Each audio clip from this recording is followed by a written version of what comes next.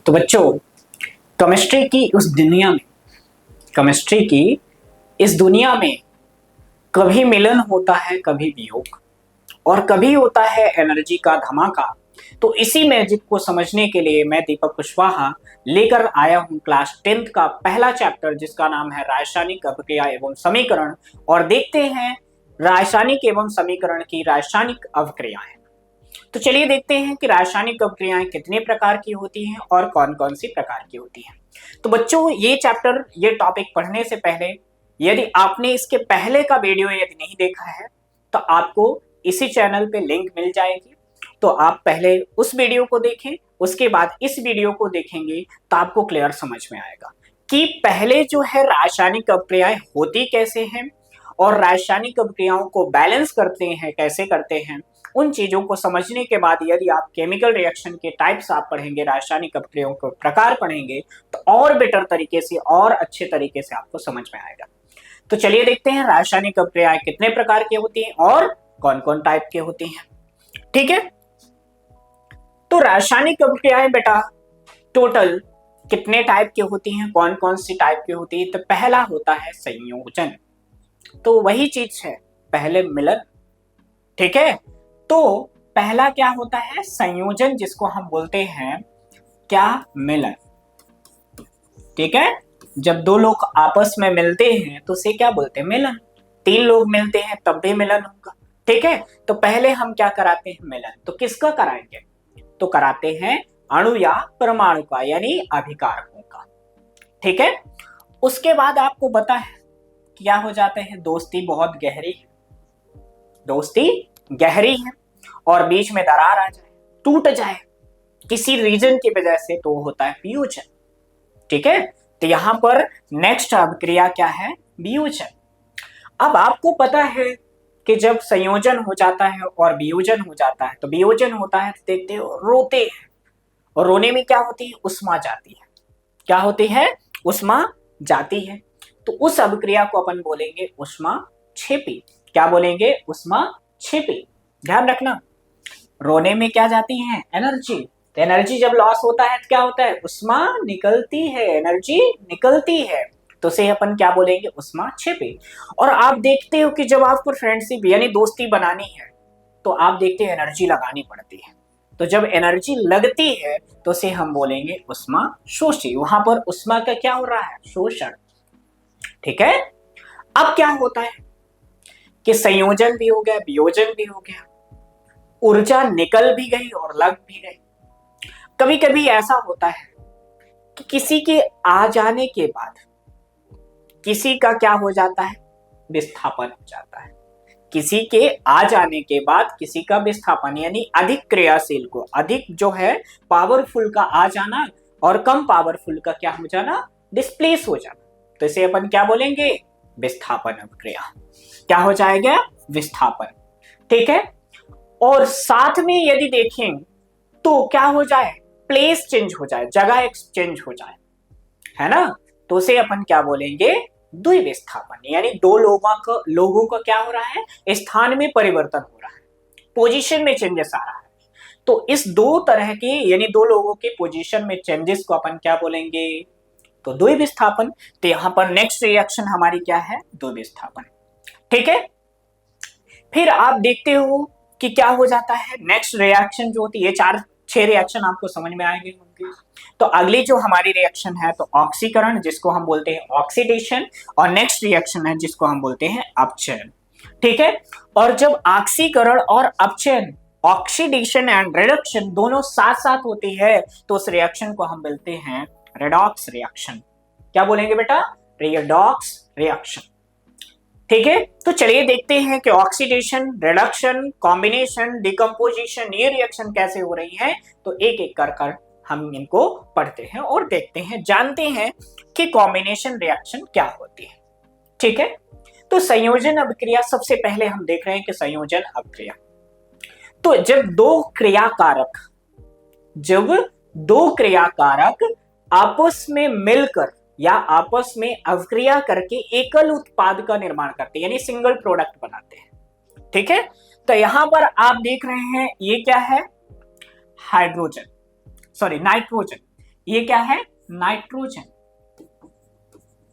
क्या है बेटा नाइट्रोजन, और ये क्या है हाइड्रोजन। ठीक है, नाइट्रोजन ने हाइड्रोजन को क्या कर लिया, आपस में रिएक्ट कर लिया, यानी नाइट्रोजन और हाइड्रोजन आपस में रिएक्ट करके क्या बना रहे हैं, एकल उत्पाद। तो अभी आपको पिछली क्लास में आपने पढ़ा होगा चार्जेस, आवेश पढ़ा है, मैंने पढ़ाया है, तो उसमें आपने देखा होगा नाइट्रोजन का और हाइड्रोजन का दोनों की बैलेंस की अलग अलग है। तो नाइट्रोजन की कितनी होगी, 3 होगी। ठीक है, तो यहां पर आप देखेंगे कि नाइट्रोजन और हाइड्रोजन आपस में रिएक्ट करके अभिक्रिया करके क्या बनाते हैं, अमोनिया। क्या बनाते हैं, अमोनिया। ठीक है, क्या बनाते हैं, अमोनिया बनाते हैं। क्या बना रहे हैं बेटा, अमोनिया बना रहे हैं। ठीक है, और ये अमोनिया एक तरह की क्या होती है, गैस होती है। क्या होती है, गैस। तो देखते हैं डेफिनेशन क्या होती है। संयोजन अभिक्रिया में एक से अधिक अभिकर्मक, अभिकर्मक मतलब क्रियाकारक, परस्पर संयुक्त होकर एकल उत्पाद का निर्माण करते हैं, तो उसे अपन क्या बोलेंगे, संयोजन अभिक्रिया। यानी एक या एक से अधिक अभिकर्मक या क्रियाकारक आपस में, यहां पर अभिकर्मक की जगह में आप और क्या लिख सकते हो बेटा, क्रियाकारक। क्या लिख सकते हो, क्रियाकारक। ठीक है, तो यहां पर एक या एक से अधिक अभिकर्मक या क्रियाकारक अभिक्रिया करके एकल उत्पाद का निर्माण करते हैं, तो उसे अपन क्या बोलेंगे, कौन सी अभिक्रिया बोलेंगे, संयोजन अभिक्रिया। तो संयोजन अभिक्रिया में आप देख रहे हैं नाइट्रोजन जो है हाइड्रोजन से रिएक्ट कर रहा है, तो एक सिंगल प्रोडक्ट बना रहा है जिसका नाम है NH3, जिसको हम बोलते हैं अमोनिया। इतनी चीजें समझ में आई कि नहीं? तो संयोजन अभिक्रिया समझ में आई। एक और सिंपल सा उदाहरण हम समझते हैं, सिंपल सा एग्जांपल और समझते हैं। सिंपल सा एग्जांपल कैसे, जैसे आपने देखा होगा दूसरी रिएक्शन उसी का, आपने कार्बन देखा होगा, कार्बन, और आपने देखा होगा ऑक्सीजन। ठीक है, क्या देखा होगा, कार्बन और ऑक्सीजन। इसको हम क्या बोलते हैं, यहां पर आप देखेंगे रिएक्शन दी होंगी। ठीक है, यहां पर ये, अब यहां पर आप देखोगे कि कैल्शियम ऑक्साइड जल के साथ तीव्रता से अभिक्रिया करके बुझे हुए चूने, ठीक है, कैल्शियम हाइड्रोक्साइड में क्या होती है, परिवर्तित हो जाती है, का निर्माण करती है। अब देखो यहां पर क्या है, कैल्शियम ऑक्साइड। क्या है बेटा, कैल्शियम ऑक्साइड है, ये वाटर से रिएक्ट कर रहा है और प्रोडक्ट का बना रहा है कैल्शियम हाइड्रोक्साइड, जिसको हम बोलते हैं बुझा हुआ चूना। इसको हम क्या बोलते हैं, बुझा हुआ चूना। और इसका केमिकल नाम क्या है, कैल्शियम हाइड्रोक्साइड। क्या होता है, हाइड्रोक्साइड। इतना समझ में आया कि नहीं है? तो कैल्शियम हाइड्रोक्साइड वाटर से रिएक्ट करके क्या बना रहा है, कैल्शियम हाइड्रोक्साइड। ठीक है, तो CaO रिएक्ट कर रहा है H2O से, क्या बना रहा है, CaOH का होल ट्वाइस साथ में ये। अब यहां पर उसी रिएक्शन को हम यहां पर समझते हैं। ठीक है, ये हमारे पास क्या है बेटा, बीकर है। क्या है, बीकर है। ये क्या है, बीकर। ठीक है, बीकर। अब इसमें हमने क्या लिया, ये कैल्शियम ऑक्साइड के क्या है, टुकड़े। क्या है, कैल्शियम ऑक्साइड के टुकड़े हैं, और इसमें क्या भरा हुआ है, पानी। क्या भरा हुआ है बेटा, पानी। ठीक है, इसमें क्या भरा हुआ है, पानी। अब ये कैल्शियम ऑक्साइड, ये कौन है, कैल्शियम ऑक्साइड। क्या है बेटा, कैल्शियम ऑक्साइड। क्या है बेटा, कैल्शियम ऑक्साइड। अब ये कैल्शियम ऑक्साइड किससे रिएक्ट कर रहा है, पानी से। किससे, पानी से। अब ये कैल्शियम ऑक्साइड पानी से जब रिएक्ट करता है तो दोनों आपस में रिएक्ट कर लेंगे और इसमें प्रोडक्ट बनेगा CaOH का होल ट्वाइस, जिसको हम बोलेंगे कैल्शियम हाइड्रोक्साइड। इतनी चीजें समझ में आए क्लियर? तो कैल्शियम, ठीक है, ऑक्साइड, कैल्शियम ऑक्साइड का फॉर्मूला होता है CaO।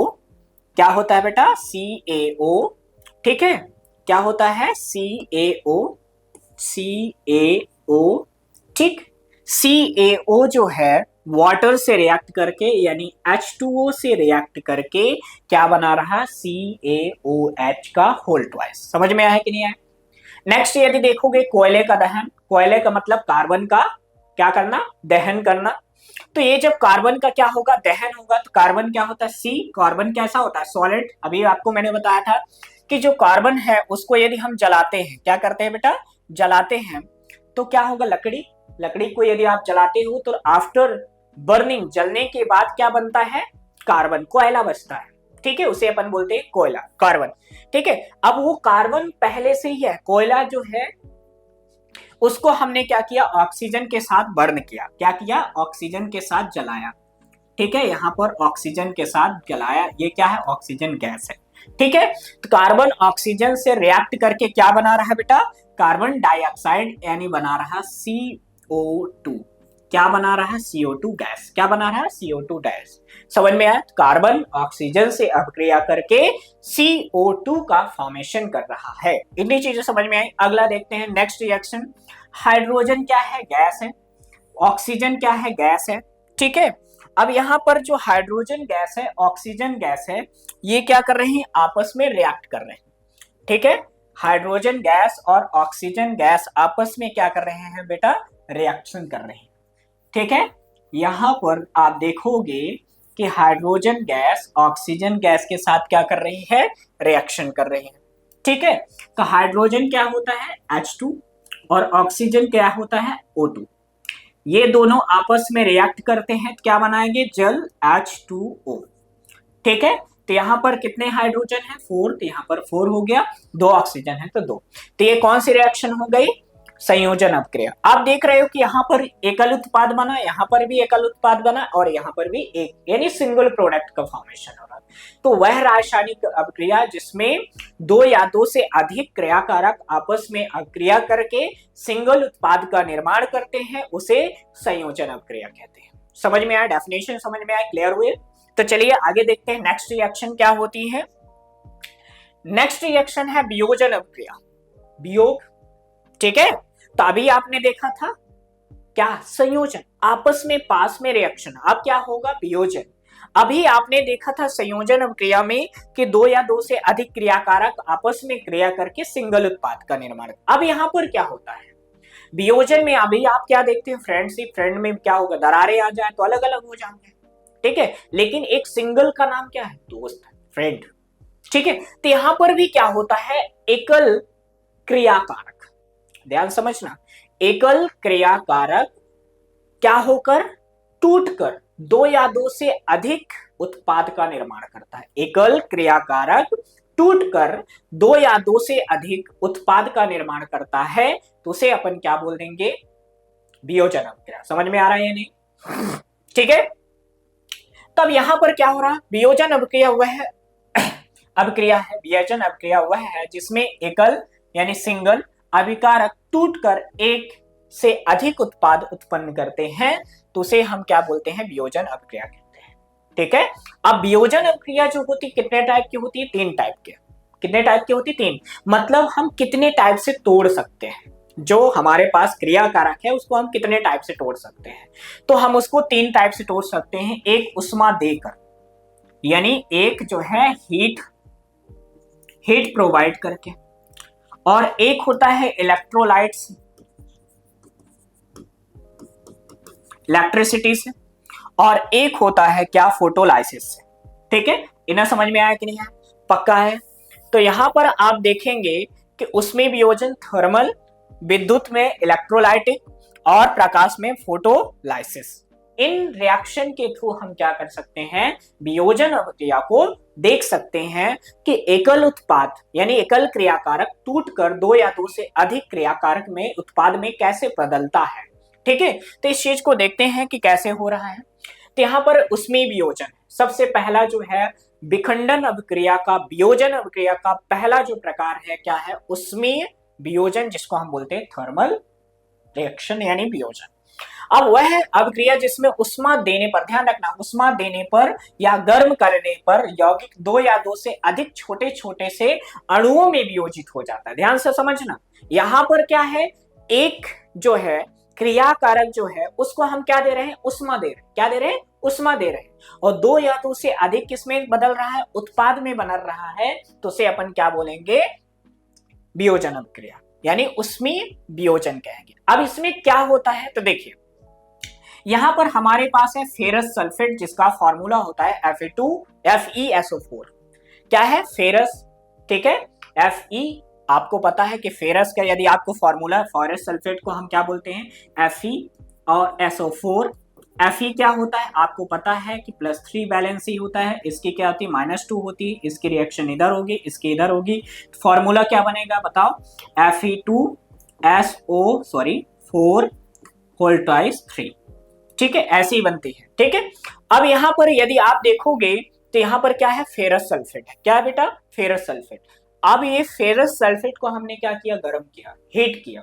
ठीक है, अब जब हीट किया मतलब उष्मा दिया तो ये कन्वर्ट हो गया फेरिक सल्फेट में जिसका फॉर्मूला होता है Fe2O3।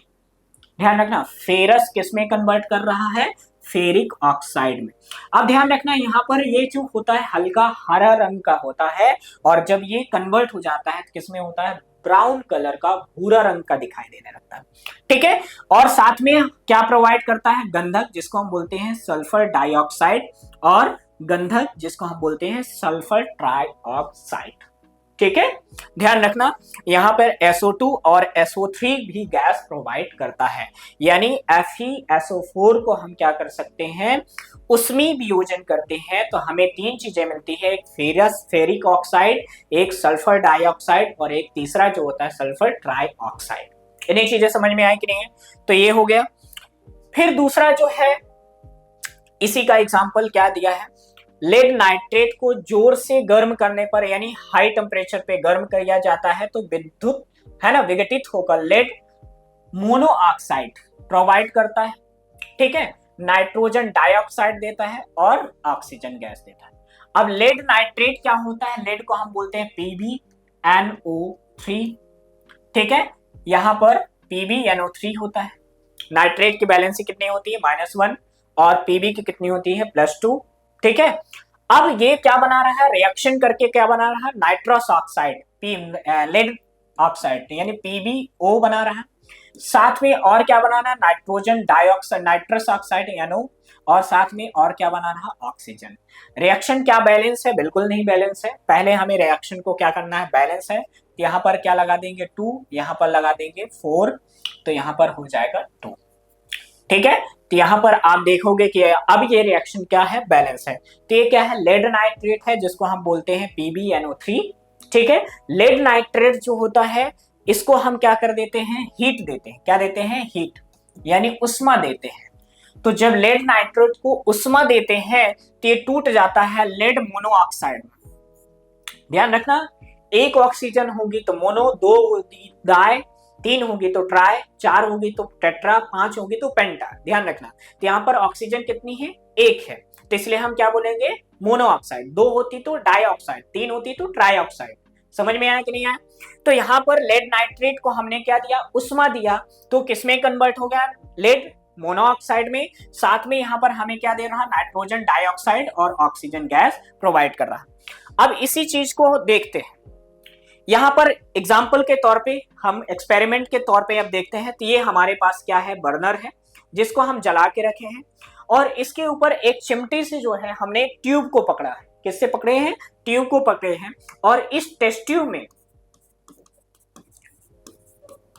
में क्या होता है? यहां पर क्या भरा है? Lead nitrate. क्या भरा है? Lead nitrate, PbNO3। ठीक है, क्या भरा है? Lead nitrate. अब इसको क्या किया जा रहा है? गर्म किया जा रहा है। तो ये जो है प्रोवाइड करेगा, क्या प्रोवाइड करेगा? PbO प्लस, साथ में O2, SO2, साथ में SO3। ठीक है, यानी लेड ऑक्साइड, साथ में सल्फर डाइऑक्साइड, और साथ में सल्फर ट्राइऑक्साइड गैस प्रोड्यूस करेंगे। इतनी चीजें समझ में आए कि नहीं आए? तो ये हो गया एक्सपेरिमेंटल। बाय द एक्सपेरिमेंट हम क्या कर सकते हैं? इसको देख सकते हैं। तीसरा एग्जांपल है कैल्शियम कार्बोनेट, जिसका फॉर्मूला होता है कैल्शियम कार्बोनेट का CaCO3। यदि CaCO3, इसको हम बोलते हैं चूना पत्थर। क्या बोलते हैं? चूना पत्थर। ठीक है, चूना पत्थर है। ठीक है, इसको हमने क्या किया? गर्म किया। क्या दिया? गर्म किया, यानी उष्मा दिया। तो किसमें कन्वर्ट हुए? कैल्शियम ऑक्साइड, जिसको हम बोलते हैं बिना बुझा चूना। आपने देखा होगा बहुत लोग तंबाकू के साथ चूना खाते हैं, ठीक है, आप तो नहीं खाते हो ना, नहीं खाना है, गलत बात है ना। तो यहां पर हम क्या देख रहे हैं, नेट क्या, कैल्शियम ऑक्साइड। तो कैल्शियम ऑक्साइड क्या होता है, जब हम कैल्शियम कार्बोनेट को क्या कर देते हैं, गर्म कर देते हैं, क्या कर देते हैं, गर्म कर देते हैं, यानी चूना पत्थर को हम क्या करेंगे, हीट देंगे, तो कन्वर्ट हो जाता है कैल्शियम ऑक्साइड में, यानी बिना बुझा हुआ चूना में। और साथ में और क्या प्रोवाइड होगी, कार्बन डाइऑक्साइड गैस प्रोवाइड होगी, जिसको हम बोलते हैं CO2। तो एक इसकी रिएक्शंस हो गई बेटा वियोजन अभिक्रिया। तो आपने संयोजन में देखा कि दो या दो से अधिक क्रियाकारक आपस में संयुक्त होकर एकल उत्पाद का निर्माण कर रहे हैं, लेकिन वियोजन अभिक्रिया में हम देखा कि एकल जो है क्रियाकारक टूटकर दो या दो से अधिक उत्पादों का निर्माण करता है, तो उसे अपन क्या बोलेंगे, वियोजन अभिक्रिया। ठीक है, आगे बात करते हैं अपन विद्युत अपघटन। क्या देखते हैं, विद्युत अपघटन। ठीक है, अब यदि हम विद्युत अपघटन की यदि हम बात करते हैं तो इसमें क्या होता है कि विद्युत अपघटन हम किसका करेंगे, तो ध्यान रखिए हम वाटर का फोटोलाइसिस यानी इलेक्ट्रोलाइसिस करते हैं। तो यहां पर देखिए हमारे पास एक एक्सपेरिमेंट है ना, पैनल बना हुआ है, जिसमें हमने यहाँ पर दो ग्रेफाइट की एनोड और कैथोड लगा के रखे हैं। ठीक है, अब इसमें क्या है, सिस्टम हमने बनाया कि जिसमें एनोड और कैथोड है, तो एनोड और दो कैथोड है, और इसमें हमने क्या किया, 6 वोल्ट की बैटरी लगा दी। और इस पूरे एक्सपेरिमेंट में हमने यहाँ पर इसमें क्या भर दिया, पानी। क्या भर दिया, पानी। जब हमने इसमें पानी भर दिया और इसमें इलेक्ट्रिसिटी यानी क्या कर दिया, इलेक्ट्रिसिटी प्रोवाइड किया, इलेक्ट्रिसिटी इसमें फ्लो कराया, तो हमने पाया कि इसमें दो जो ट्यूब है, कौन सी ट्यूब, टेस्ट ट्यूब जो है, तो एक टेस्ट ट्यूब में हमें ऑक्सीजन गैस और एक में जो है क्या मिली, हाइड्रोजन गैस मिली। मतलब इसमें क्या हो गया, फोटोलाइसिस हो गया, क्या हो गया, इलेक्ट्रोलाइसिस, सॉरी क्या हो गया, इलेक्ट्रोलाइसिस हो गया। अब ये इलेक्ट्रोलाइसिस कैसे हुआ, तो देखिए हमारे पास क्या है, वाटर है, इसमें हमने क्या भरा है, वाटर, और इसमें हमने क्या किया, वाटर जिसमें भरा है इसमें हमने क्या किया, विद्युत धारा प्रोवाइड की। क्या प्रवाहित किया, विद्युत धारा। क्या प्रवाहित किया, विद्युत धारा। ठीक है, विद्युत धारा हमने क्या किया, प्रवाहित किया। ठीक है, यहां पर विद्युत धारा हमने क्या किया है, प्रवाहित किया, रोक लीजिए। ठीक, यहां पर क्या किया है, विद्युत धारा प्रवाहित किया। जब हमने विद्युत धारा इसमें प्रवाहित किया तो ये जो वाटर है, ये ध्यान रखना HOH, ये दो चीजें देता है। ठीक है, तो इसमें क्या हुआ कि ये जो है ब्रेक हो गया, यानी आप देखोगे कि सबसे वीकेस्ट बॉन्ड जो होता है वो किसमें होता है, हाइड्रोजन में होता है। सबसे कमजोर बंधन जो होता है वो हाइड्रोजन में होता है। तो यहां पर जैसे ही इलेक्ट्रोलाइसिस दिया तो यहां पर H2 और O2 में कन्वर्ट हो गया। ठीक है, किसमें कन्वर्ट हो गया, H2O2 में कन्वर्ट हो गया। ठीक है, तो यहां पर आप देखोगे रिएक्शन को बैलेंस करने के लिए हमने यहाँ पर 2 लगा दिया, जिससे 4 हाइड्रोजन हो जाएंगे यहाँ पर और 2 ऑक्सीजन हो जाएंगे। ठीक है, तो जब हम इलेक्ट्रोलाइसिस ऑफ वाटर करते हैं तो क्या होता है, जब इलेक्ट्रिसिटी फ्लो कराते हैं तो हाइड्रोजन गैस और ऑक्सीजन गैस हमें क्या करती है, प्रोड्यूस होती है, प्राप्त होती है। इन्हें समझ में आए। तो विद्युत अपघटन में हम क्या करते हैं, जब अपघटन अभिक्रिया विद्युत के उपयोग से होता है तो उसे हम क्या बोलते हैं, विद्युत अपघटन। यानी जो अपघटन हो रहा, पानी का विखंडन हो रहा, तो जब विद्युत की उपस्थिति में होता है तो उसे हम क्या बोलेंगे, विद्युत अपघटन कहते हैं। नेक्स्ट आगे देखते हैं प्रकाशीय अपघटन। प्रकाशीय अपघटन का मतलब क्या होता है, जो लाइट के प्रेजेंस में अपना परिवर्तन है, अपने आप में परिवर्तन, अपना जो फिजिकल नेचर है उसमें परिवर्तन ला दे, तो उसे हम क्या बोलेंगे, प्रकाशीय परिवर्तन। देखिए यहां पर हमारे पास है सिल्वर क्लोराइड। क्या प्रोवाइड है, सिल्वर क्लोराइड। ठीक है, अब सिल्वर क्लोराइड की यदि आप बात करोगे तो AgCl है, सिल्वर की वैलेंसी +1, क्लोरीन की -1। ठीक है, तो इसको हमने क्या दिया, सनलाइट। यहां पर आप देखोगे ये, यहां पर हमारे पास ये कौन है, सूर्य महाराज है, और इसमें क्या भरा है भैया, इसमें भरा है सिल्वर क्लोराइड यानी AgCl। क्या बना है, भरा है AgCl। ठीक है, अब ये जो सिल्वर क्लोराइड है पहले जो होता है ये सफेद कलर का होगा, कैसा होता है, सफेद। लेकिन जैसे इसमें क्या होता है, धूप पड़ती है तो ये हो जाता है धूसर। कैसा होता है, धूसर। कैसा होता है, धूसर। अब धूसर का मतलब होता है धुंधला, सफेद से बिल्कुल ब्लैक परत जमने लगती है, जिसको हम क्या बोलते हैं, धूसर कलर का। ठीक है। अब इसका सिंपल सा नॉर्मल एग्जांपल आपने देखा होगा, जैसे आपने देखा होगा कि जो चांदी के, सिल्वर के आभूषण होते हैं, चांदी के आभूषण होते हैं, तो आप देखते हैं कि उनकी जो परतें होती हैं कुछ दिनों बाद अपने आप ही ब्लैकिश हो जाती है, यानी काली कलर की हो जाती है। ठीक है। तो उनमें क्या होता है, रिएक्शन हो जाती है। ठीक है।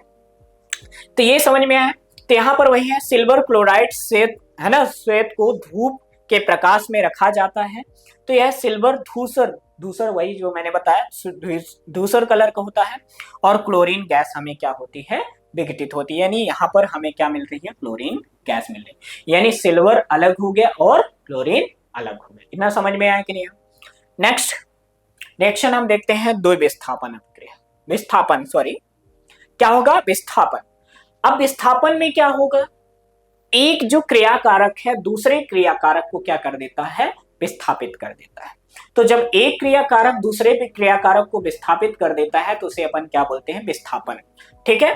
तो देखिए विस्थापन अभिक्रिया क्या होती है, तो विस्थापन अभिक्रिया में यदि हम देखते हैं कि वह अभिक्रिया जिसमें एक अधिक सक्रिय तत्व अपेक्षाकृत कम सक्रिय तत्व को उसके यौगिक के विलयन से क्या कर देता है, विस्थापित कर देता है ना।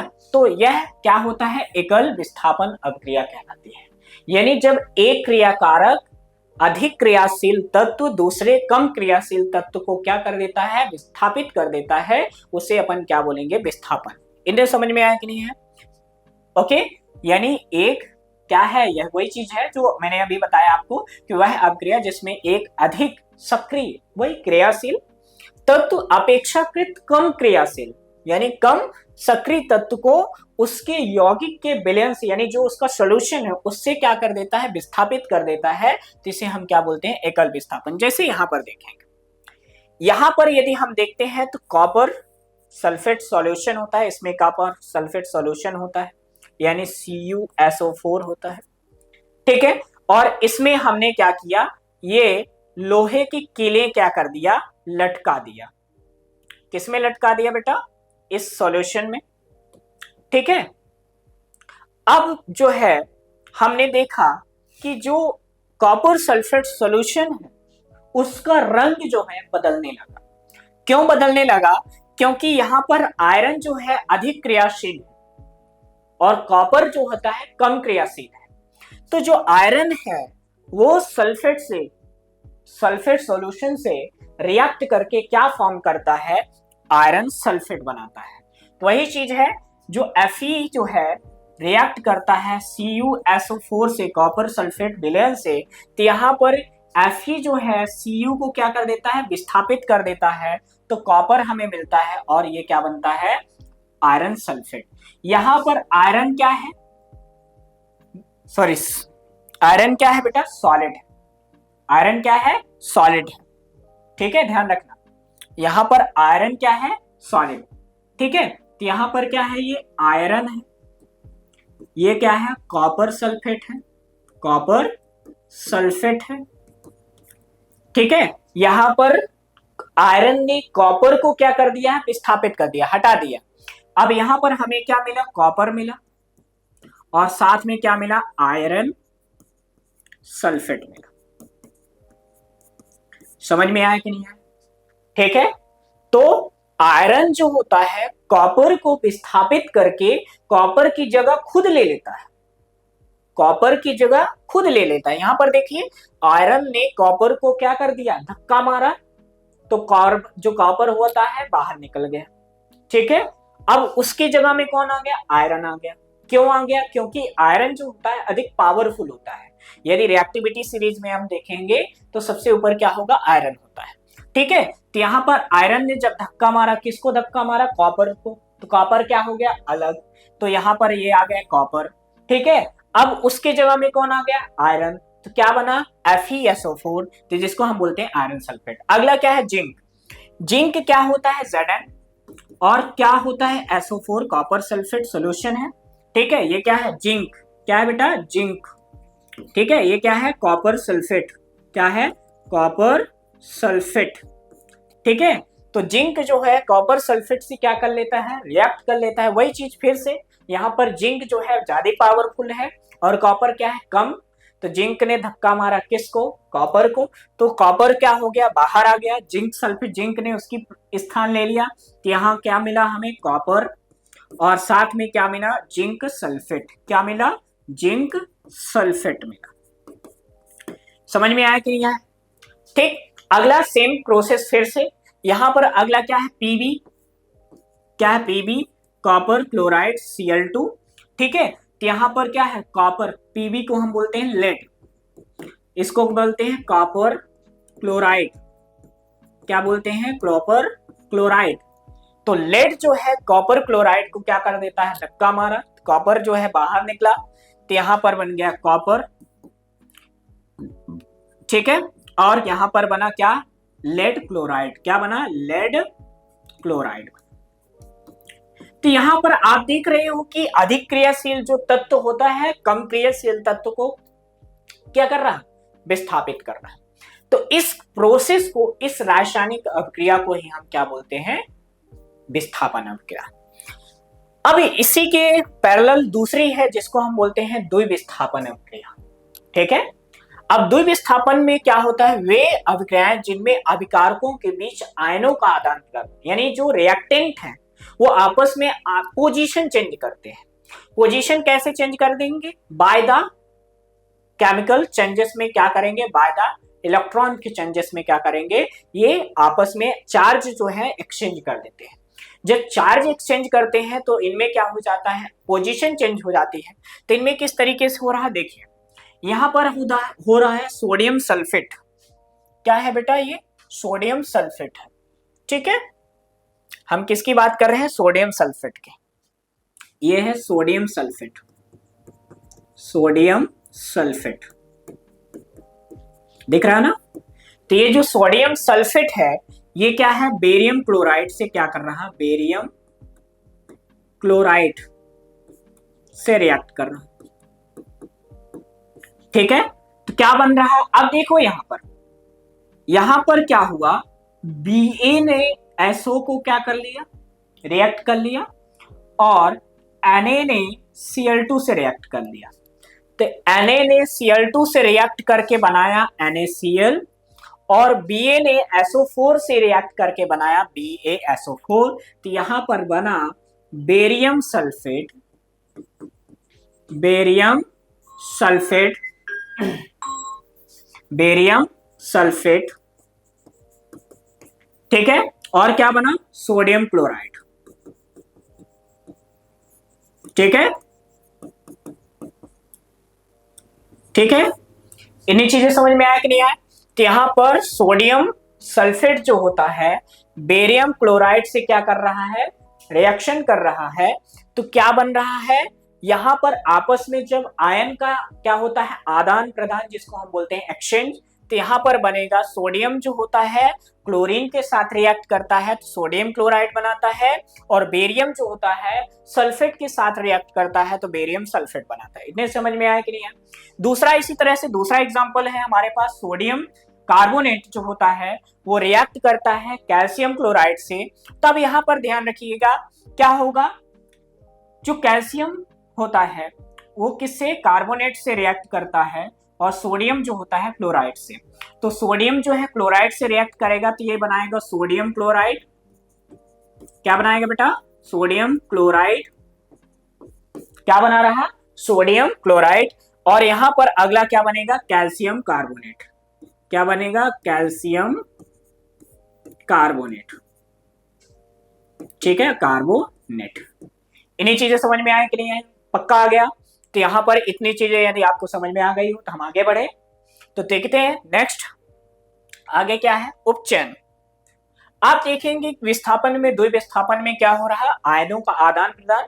तो जब वे अभिक्रियाएं जिनमें अभिकारकों के बीच आयनों का आदान प्रदान होता है उसे हम द्विविस्थापन अभिक्रिया कहते हैं। जैसे आप देखा सोडियम सल्फेट बेरियम क्लोराइड से मिलने पर बेरियम सल्फेट बना और साथ में क्या बना, ये क्या करता है, दही जैसा सफेद अवक्षेप प्रदान करता है। कौन, जो बेरियम सल्फेट होता है। इन्हीं चीजें समझ में आ गई। तो चलिए आगे देखते हैं नेक्स्ट, उपचयन, जिसको हम बोलते हैं ऑक्सीडेशन। ठीक है, तो ध्यान रखना, जब किसी भी रासायनिक अभिक्रिया में ऑक्सीजन का योग होता है, हाइड्रोजन निष्कासित होती है, यानी ऑक्सीजन जो होता है O2 क्या होगा, जुड़ेगा।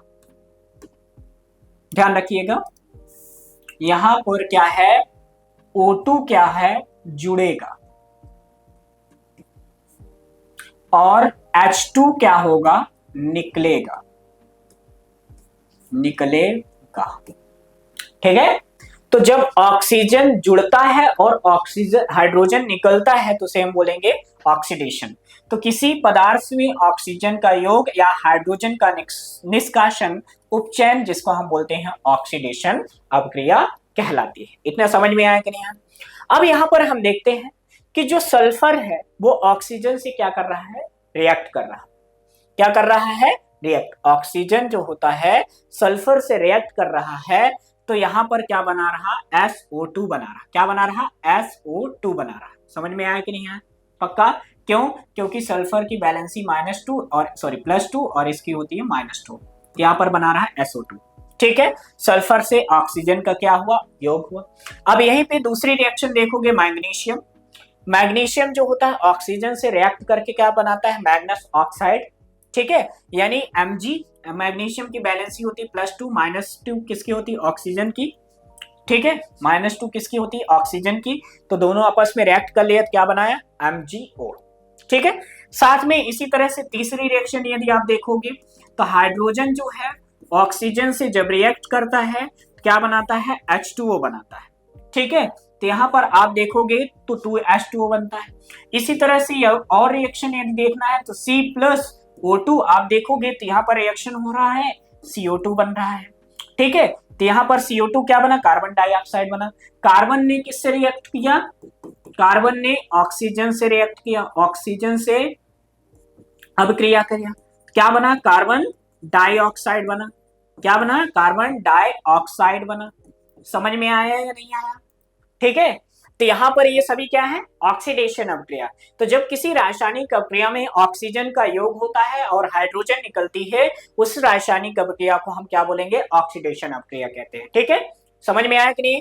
तो चलिए आगे नेक्स्ट देखते हैं, अपचयन अभिक्रिया। अब अपचयन में क्या हो रहा है, अभी आपने देखा तो था कि हाइड्रोजन का निकलता है और ऑक्सीजन ऐड होती है। अब अपचयन में क्या होता है कि हाइड्रोजन ऐड होता है, ऑक्सीजन निकलती है, जस्ट अपोजिट। तो यहां पर क्या होगा, हाइड्रोजन H2 क्या करेगा बेटा, जुड़ेगा। क्या होगा, जुड़ेगा। समझ में आया कि नहीं आया? और O2 क्या होगा, निकलेगा। ठीक है, क्या होगा, O2 क्या होगा, निकलेगा। तो जब हाइड्रोजन जुड़ता है और ऑक्सीजन निकलती है तो इसे हम क्या बोलेंगे, अपचयन। तो वह रासायनिक, अब किसी पदार्थ में ऑक्सीजन क्या होती है, निष्कासित होती है, हाइड्रोजन का योग होता है, क्या कहलाता है, अपचयन अभिक्रिया। समझ में आया कि नहीं आया? पक्का? तो आगे देखते हैं, यहां पर हमारे पास रिएक्शन है। कौन सी रिएक्शन है, देखते हैं। आप यहां पर देख रहे होंगे, देखेंगे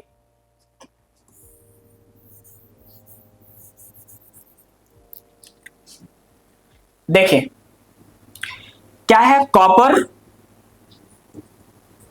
जो होता है रिएक्ट करता है ऑक्सीजन से।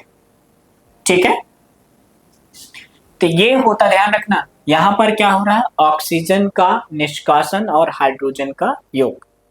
ठीक है, तो ध्यान रखना ना, यहां पर यदि इससे तुम्हें नहीं समझ में आता है तो और सिंपल सा हम एग्जांपल समझते हैं। ठीक है, और सिंपल सा एग्जांपल कैसे समझते हैं बेटा, देखिए सिंपल सा यदि आप एग्जांपल समझेंगे तो कैसा है, यहां पर तो देखिए हमने अभी अभी इसके जस्ट पहले वाली रिएक्शन में देखा कि क्या होता है, H2 जो होता है यहाँ पर O2 से रिएक्ट करता है, ठीक है, ध्यान रखना। तो अब यहाँ पर क्या हो रहा है, हाइड्रोजन ऐड होगी। तो हाइड्रोजन जब ऐड होगी तो इसको हम क्या कर सकते हैं, ऑक्सीजन से कौन रिएक्ट कर रहा है, हाइड्रोजन O2 से रिएक्ट कर रहा है H2, तो यहाँ पर बनेगा H2O2। कुछ भी करो, कैसे भी करो, रिएक्शन वैसे ही होनी, ठीक है। तो यहाँ पर हो गया, तो यहाँ पर हाइड्रोजन का क्या हो रहा है, योग हो रहा है, ठीक है। तो हाइड्रोजन का योग होगा, ऑक्सीजन निकलेगी, तो उसे अपन क्या बोलेंगे, वियोजन, सॉरी अपचयन अभिक्रिया। तो यहाँ पर ये हो गया। अगला यहीं पर जिंक ऑक्साइड है, ये क्या है बेटा, जिंक ऑक्साइड, जिंक ऑक्साइड है, ठीक है। ये कार्बन से रिएक्ट कर रहा है, तो क्या बना रहा है, जिंक और कार्बन मोनोऑक्साइड। ये क्या होता है, कार्बन मोनोऑक्साइड, मोनोऑक्साइड। समझ में आया कि नहीं आया, ठीक है। तो ये कौन सी अभिक्रिया हो गई, अपचयन अभिक्रिया हो गई। साथ में और क्या देखते हैं इसी तरह से, तो इसी तरह से अपचयन अभिक्रिया के एक और एग्जांपल देखते हैं, CaCO3, कैल्शियम कार्बोनेट, इसको क्या कर दो, गर्म कर दो, क्या बनेगा, CaO प्लस क्या बनेगा, H2O, सॉरी यहां पर क्या बनेगा, CO2, ठीक है। तो यहां पर क्या बना, यहां पर भी क्या हुआ, सेम प्रोसेस हुआ, ऑक्सीजन यहां पर क्या हो रही है, निकल रही है। तो यहां पर इसका क्या हो रहा है, कैल्शियम कार्बोनेट में CO2 का क्या हो रहा है, अपचयन हो रहा है, क्या हो रहा है, अपचयन हो रहा है। तो इस अभिक्रिया को हम क्या बोलेंगे, अपचयन अभिक्रिया। अब अगला है रिडॉक्स। जब ऑक्सीकरण और अपचयन दोनों साथ साथ एक ही रिएक्शन के अंदर होता है, ऑक्सीकरण और अपचयन दोनों क्या हो, साथ साथ हो, तो उस अभिक्रिया को हम क्या बोलेंगे, रेडॉक्स अभिक्रिया, ठीक है। अब यहां पर आप देखोगे कि ऑक्सीकरण किसका हो रहा और अपचयन किसका हो रहा, तो ध्यान रखना, कार्बन का हो रहा ऑक्सीकरण, ठीक है, और जिंक का हो रहा है अपचयन, ठीक है। कार्बन का क्या हो रहा, ऑक्सीकरण, और जिंक का क्या हो रहा, अपचयन, ठीक है। इतना समझ में आया कि नहीं है। तो यहां पर आप देख रहे हो कि जिंक जो है, जिंक ऑक्साइड से, यहां पर क्या है बेटा, ये जिंक ऑक्साइड है, जिंक ऑक्साइड है, जिंक ऑक्साइड जो है कार्बन से रिएक्ट करता है, क्या करता, बनाता है जिंक और कार्बन मोनोऑक्साइड। ये क्या है बेटा, कार्बन मोनोऑक्साइड, क्या है, मोनोऑक्साइड। इन्हीं चीजें समझ में आया कि नहीं है, ठीक है। तो इसे अपन क्या बोलेंगे, रेडॉक्स अभिक्रिया, ठीक है। इसके बाद अगला देखते हैं ऊष्माक्षेपी अभिक्रिया। क्या देखते हैं, ऊष्माक्षेपी अभिक्रिया। वह रासायनिक अभिक्रिया जिसमें अभिक्रिया के दौरान ऊष्मा उत्सर्जित होती है उसे ऊष्माक्षेपी अभिक्रिया कहेंगे। तो यहाँ पर क्या देंगे, वह रासायनिक अभिक्रिया जिसमें ऊष्मा निर्मुक्त होती है उसे हम क्या बोलेंगे, ऊष्माक्षेपी अभिक्रिया। या वह रासायनिक अभिक्रिया, ध्यान समझिए, लिख लीजिए, वह रासायनिक अभिक्रिया जिसमें अभिक्रिया के दौरान ऊष्मा उत्सर्जित होती है या निकलती है उसे ऊष्माक्षेपी अभिक्रिया कहते हैं। वह रासायनिक अभिक्रिया जिसमें रासायनिक अभिक्रिया के दौरान ऊष्मा निकलती है या उत्सर्जित होती है उसे ऊष्माक्षेपी अभिक्रिया कहते हैं। अब ऊष्माक्षेपी अभिक्रिया में आप देखोगे कि कौन सी रासायनिक अभिक्रिया है जो ऊष्माक्षेपी अभिक्रिया है, ठीक है। तो ऊष्मा कौन सी अभिक्रिया से निकलता है, तो ध्यान रखिए, श्वसन। आप देखे होंगे कि श्वसन, ठीक है, श्वसन जो होता है, एक जो है रेस्पिरेशन जो है, क्या, रेस्पिरेशन जो है, कौन सी रिएक्शन है बेटा, कौन सी रिएक्शन है, ऊष्माक्षेपी अभिक्रिया। जब श्वसन कर रहे होते हैं तो देखते हैं हमारी बॉडी का टेम्परेचर क्या हो जाता है, इंक्रीज हो जाता है, ठीक है। जब हमारे बॉडी का टेम्परेचर इंक्रीज हो जाता है तो क्या आपने हीटर लगा के रखा है ना, नहीं लगाया ना, फिर भी आपकी बॉडी का टेम्परेचर क्या हो जाता है, इंक्रीज हो जाता है। जब हमारी बॉडी का टेम्परेचर इंक्रीज हो जाता है तो वहां पर क्या हो रहा है, ऊष्मा उत्सर्जित हो रही है, ठीक है। इन्हें समझ में आया। तो यहां पर यदि हम देखते हैं तो बेटा ये क्या है, ग्लूकोज है, क्या है, ग्लूकोज। ग्लूकोज जो है ऑक्सीजन से क्या करता है, ग्लूकोज जो है ऑक्सीजन से क्या करता है, अभिक्रिया करता है। तो यहां पर बनाता है, ध्यान रखना, कार्बन डाइऑक्साइड, कार्बन डाइऑक्साइड, ठीक है, और क्या बनाता है, जल, और साथ में ऊर्जा। अब यहां पर जो ये ऊर्जा होती है 686 किलो कैलोरी जो होती के कॉल होती है, और यही 36 एटीपी के बराबर होती है, ठीक है, 40, ठीक है, 38 एटीपी, 36 एटीपी, ठीक है।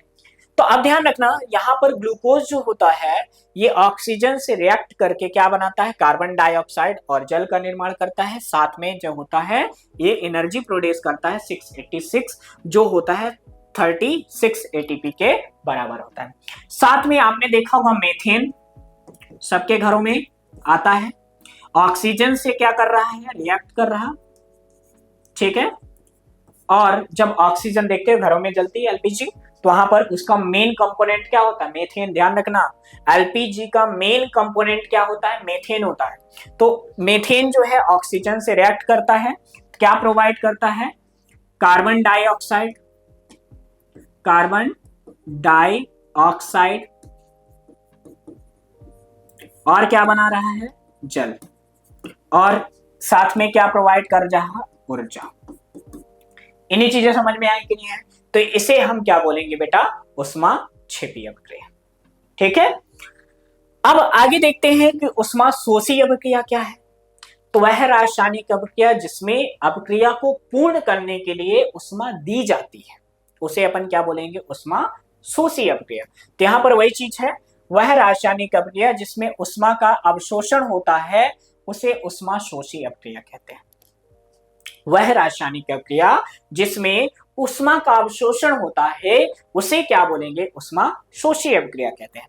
अब यहां पर देखते हैं कि ऊष्माशोषी अभिक्रिया होती कैसी है, ठीक है। तो ऊष्माशोषी अभिक्रिया को देखने के लिए हम देखते हैं,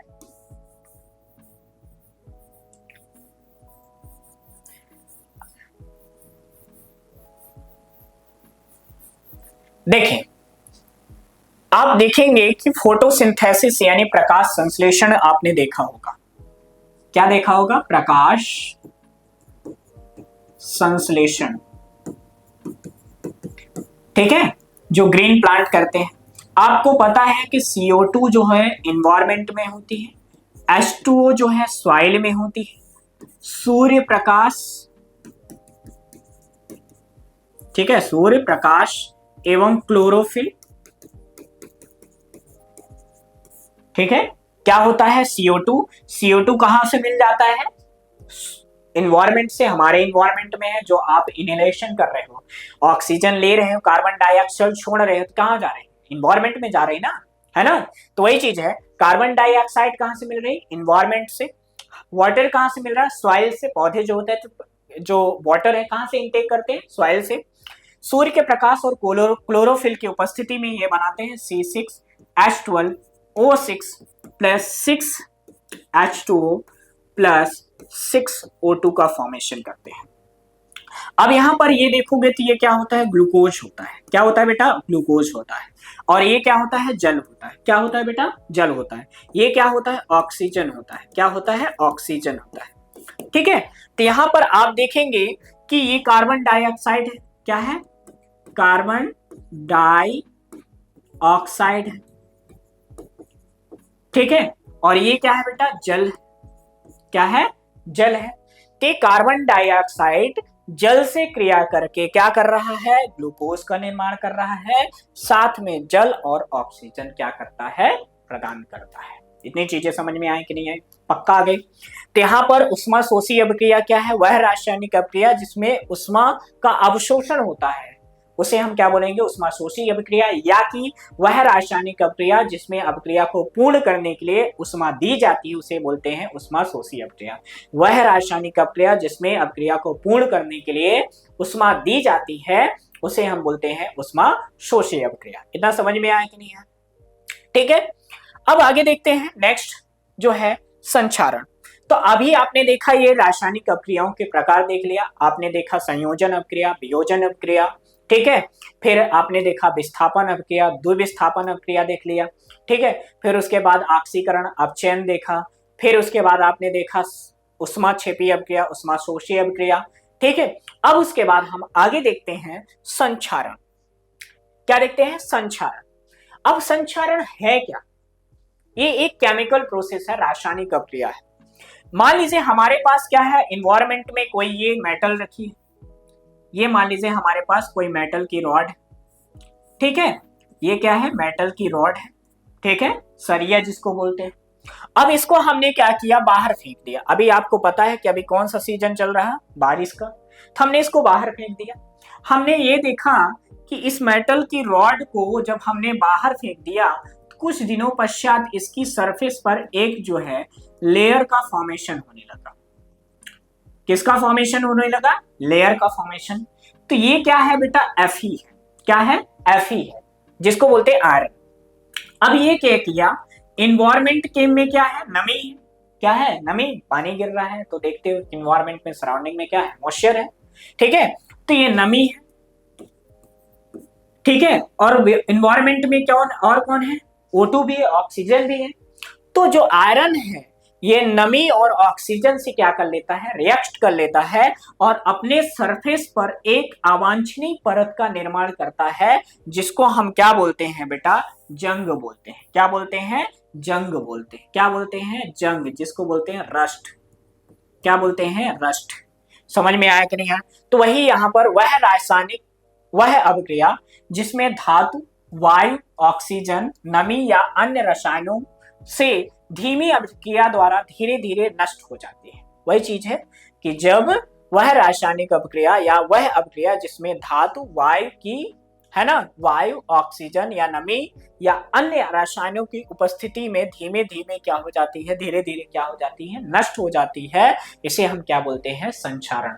और संक्षारण की इस प्रक्रिया को ही हम क्या बोलते हैं, रस्ट या जंग लगना बोलते हैं। अब इसकी रासायनिक अभिक्रिया क्या है, देखिए, Fe है, आयरन है, ठीक है, ऑक्सीजन और वाटर की प्रेजेंस में क्या कर रहा है, यहां पर क्या बना रहा है, Fe2O3 यानी फेरस ऑक्साइड, ठीक है। इसको हम एक्चुअल में क्या बोलते हैं, जंग। क्या बोलते हैं, जंग, ठीक है, फेरस ऑक्सीहाइड्रेट बोलते हैं, फेरस ऑक्सीहाइड्रेट, एक्चुअल में इसको बोलते हैं जंग। आप देख रहे होंगे कि यहाँ पर ऑक्सीजन है, यहाँ पर ये क्या है, आयरन का बोल्ट है, इसने क्या किया, वाटर और ऑक्सीजन के साथ रिएक्ट कर लिया और साथ में क्या बनाया, रस्ट बनाया, जिसका फॉर्मूला होता है Fe2O3.H2O, ठीक है, Fe2O3H2O, यहाँ पर .X होता है एक्चुअल में, ठीक है। X का मतलब होता है कि हमें नहीं पता है कि इस रासायनिक अभिक्रिया में कौन कौन से या कितने वाटर मॉलिक्यूल पार्टिसिपेट किए हैं, यानी भाग लिए हैं। इतनी चीजें समझ में आई कि नहीं है? पक्का आ गई? तो आगे हम देखते हैं संक्षारण का प्रभाव। अब संक्षारण क्या, हम कैसे पता चले? आप देख रहे हैं ये क्या है, कॉपर है, क्या है, कॉपर की प्लेट है। ये क्या है, आयरन यानी लोहा है, ठीक है। और यहां पर ये देख रहे हैं होंगे चांदी है, जिसको हम क्या बोलते हैं, सिल्वर, ठीक है। अब कॉपर का आप देख रहे हो कि ये कैसा है, बिल्कुल ग्रीन ग्रीन कलर का हो रहा है, तो इस प्रोसेस को हम बोलते हैं रस्ट। आप देख रहे हैं ये लोहे की जो है क्या है, चैन है, आप देख रहे हैं बिल्कुल ब्राउन कलर की हो गई है, तो ये भी रस्टिंग की प्रोसेस है। यहाँ पर आप देख रहे हैं जो चांदी की आभूषण है, जो सिल्वर के आभूषण है, आप देख रहे हैं बिल्कुल काले काले ब्लैक कलर के हो गए, तो मतलब इनमें क्या हो रहा है, रस्टिंग की प्रोसेस हो रही है। मतलब ये इन्वायरमेंट में नमी और ऑक्सीजन से रिएक्ट करके अपने सरफेस पर एक लेयर का फॉर्मेशन कर लेते हैं। क्यों? क्योंकि ये ऐसी मेटल है जिनमें अभिक्रिया करने की क्षमता ज्यादा होती है, और अभिक्रिया करने की जिनमें क्षमता ज्यादा होती है वही अपने सरफेस पर, अपने लेयर पर क्या करते हैं, एक परत का निर्माण कर लेते हैं। तो उदाहरण में लोहे में जंग लगना, चांदी के आभूषणों पर काली परत जम जाना आदि, ठीक है। ये किसके का प्रभाव है, संक्षारण के। अब संक्षारण को हम कैसे रोकें, हम क्या करें कि संक्षारण को रोकें? तो देखा होगा सबके घरों में गेट लगे होंगे लोहे के, तो सबसे पहले उसमें क्या करते हो, पेंट लगा देते हैं। क्या कर देते हो, पेंट। अब जब हम पेंट लगा देते हैं तो जो लोहा है यानी आयरन है, वो जो डायरेक्टली इन्वायरमेंट के कांटेक्ट में नहीं आता, यानी डायरेक्टली वातावरण के संपर्क में नहीं आता, और जब वातावरण के संपर्क में नहीं आता तो क्या होता है, वो सेफ रहता, बचा रहता है। वही पेंट लगाकर, धातु की सतह पर पेंट लगाने पर वह हवा और नमी की सीधे संपर्क में नहीं आते हैं, जिससे संक्षारण क्या हो जाता है, रुक जाता है। तो हम ग्रीस और ऑयलिंग करके कैसे हम मेटल्स को हम कैसे प्रिवेंट कर सकते हैं, तो ग्रीस या ऑयलिंग करके मशीन और उपकरणों पर ग्रीस या तेल लगाने पर ये क्या कर सकते हैं, संक्षारण से रोका जा सकता है, क्योंकि वह धातु हवा और नमी से क्या कर देते हैं, बचा लेते हैं। यानी जो धातु को हवा और नमी से क्या कर लेता है, प्रोटेक्ट कर ले। अगला क्या है, गैल्वेनीकरण। अब गैल्वेनीकरण क्या होता है, गैल्वेनीकरण एक ऐसी प्रोसेस है जिसमें एक मेटल के ऊपर दूसरी मेटल की परत चढ़ा देते हैं, तो उस प्रोसेस को हम क्या बोलेंगे, गैल्वेनाइजेशन। तो ये चीजें हैं गैल्वेनीकरण। लोहे या स्टील को जस्ते की परत से ढकने की प्रक्रिया को है ना गैल्वेनीकरण कहते हैं, जिससे यह संक्षारण को सुरक्षित करता है। अब ध्यान रखना, ये जो जस्ता होता है वो कम क्रियाशील है और जो लोहा और स्टील होता है वो अधिक क्रियाशील है। तो लोहा और जो जस्ता स्टील है ये अधिक क्रियाशील है और जस्ता जो है कम क्रियाशील है ना। तो इसलिए हम क्या कर देते हैं, लोहे और स्टील के ऊपर किसकी परत चढ़ा देते हैं, जस्ते की, जिससे क्या होता है, वो संक्षारण से बच जाता है। और कौन सी प्रोसेस है जिनके थ्रू हम क्या कर सकते हैं, बचा सकते हैं, इलेक्ट्रोप्लेटिंग करके। इलेक्ट्रोप्लेटिंग करके हम कैसे कर सकते हैं, मतलब एनोड या कैथोड बना देते हैं। जब हम एनोड या कैथोड बना देते हैं, इस तरीके से भी हम क्या कर सकते हैं, इसको संक्षारण से बचा सकते हैं। तो एक धातु पर दूसरी धातु की परत चढ़ाने की प्रक्रिया, जैसे क्रोमियम या निकेल की परत, संक्षारण को रोकने के लिए मदद की। यानी हम क्या कर देते हैं, मान लीजिए हमारे पास यहाँ पर क्या है, ये लोहे की क्या है, एक प्लेट है और इस पे हमने क्या किया, दूसरी मेटल की हमने यहाँ पर क्या कर दिया, परत चढ़ा दी। अब क्या होगा कि ये जो धातु है क्या है, कम क्रियाशील है और ये धातु जो है अधिक क्रियाशील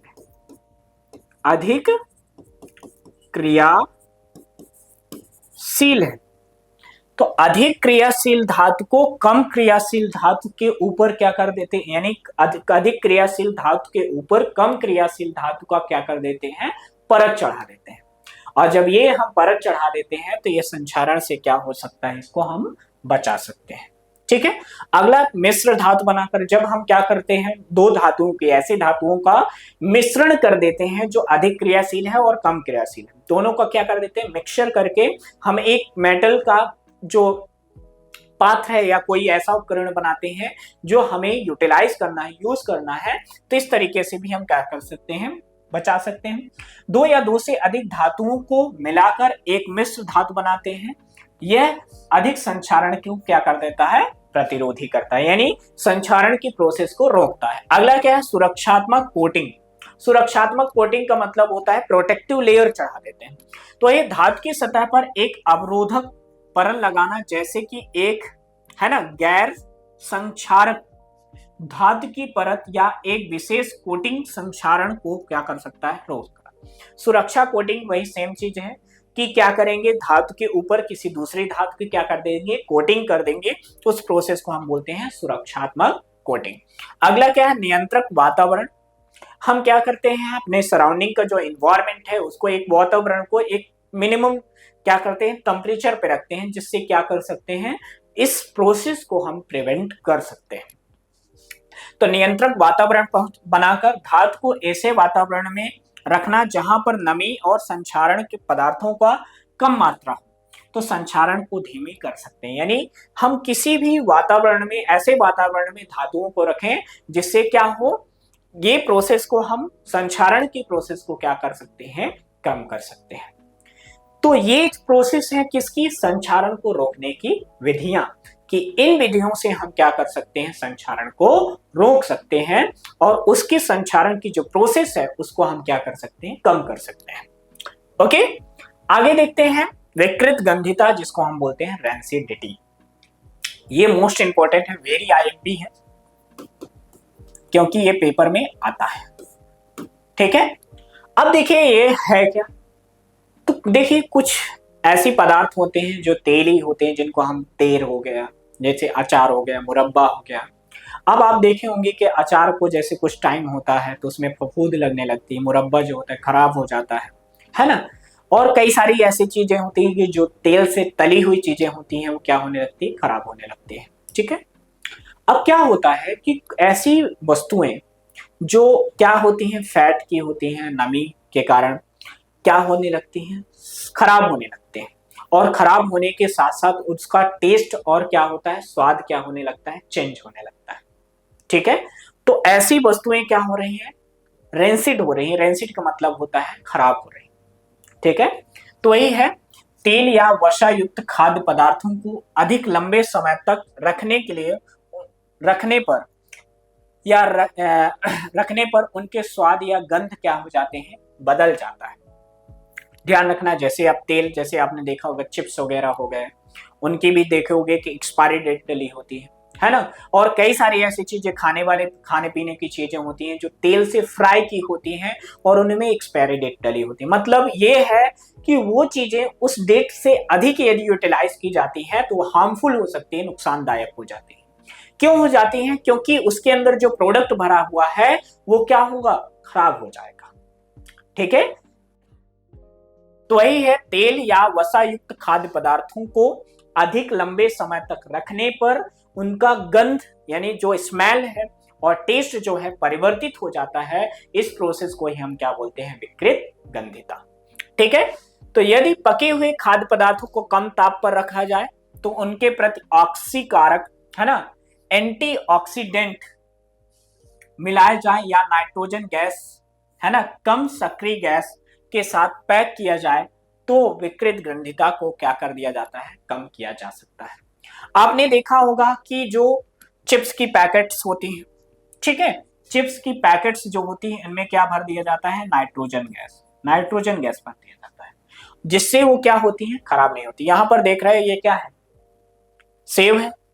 अब इसको हमने कुछ टाइम तक रखा, कुछ समय तक रखा, तो इसमें क्या हुआ, ये धीरे धीरे खराब होने लगा। वही चीज यहाँ पर टमाटर है ना। यहाँ पर टमाटर देखते हैं कुछ दिनों बाद क्या होने लगता है, धीरे धीरे खराब हो जाता है और वह सड़ जाता है। ऐसे यहाँ पर एक नॉर्मल सेल है ना, इसको कुछ दिनों तक रखेंगे तो उसमें क्या हो जाता है, फ्री लिविंग बैक्टीरिया डेवलप हो जाएंगे और वो खराब हो जाएंगे। आप देखे होंगे, बहुत अच्छा एग्जाम्पल आप देखोगे, चूहा। देखा होगा कभी कभी ऐसा होता है कि घरों में कहीं भी किसी भी कोने में कोई भी चूहा आके खत्म हो गया, मर गया, तो आप देखते कुछ दिनों बाद उसमें क्या आने लगते हैं, स्मेल आने लगते हैं। अब वहां कहां से आए, क्योंकि उसमें कुछ बैक्टीरिया डेवलप हो गए। अब वो बैक्टीरिया जो है जिसको हम बोलते हैं क्या, विषाणु, जीवाणु जो होते हैं उसको ऑक्सीडाइज करने लगते हैं, यानी उसको नष्ट करने लगते हैं। और नष्ट करने लगते हैं तो वो क्या होने लगता है, उसका स्मेल आने लगती है। ठीक है, तो ऐसे ही आपने देखा होगा सब्जियों में भी, सब्जियों में भी आप देखते हो कि जैसे सब्जियां सड़ने लगती है तो उससे स्मेल आने लगती है ना। तो कई सारे ऐसी चीजें हैं जो ऑक्सीडाइज होने लगती हैं जिससे क्या होता है, उसका टेस्ट भी बदल जाता है और स्वाद भी बदल जाता है। चाहे हो विस्थापन अभिक्रिया, चाहे हो संयोजन अभिक्रिया, चाहे हो उष्माक्षेपी अभिक्रिया, चाहे हो उष्माशोषी अभिक्रिया, सभी अभिक्रियाओं में आपको देखने को मिलता है एक मैजिक, जिससे बनता है एक नया पदार्थ। इसी तरह से केमिस्ट्री को पढ़ने के लिए और अच्छे से जानने के लिए आज ही हमारे साथ जुड़े और फ्यूके एजुकेशन ऐप को आज ही डाउनलोड करें। ठीक है, और जो है वीडियो यदि अच्छी लगी हो तो अपने दोस्तों को शेयर करें, सब्सक्राइब करें। जय हिंद, जय Bharat, thank you, bye bye.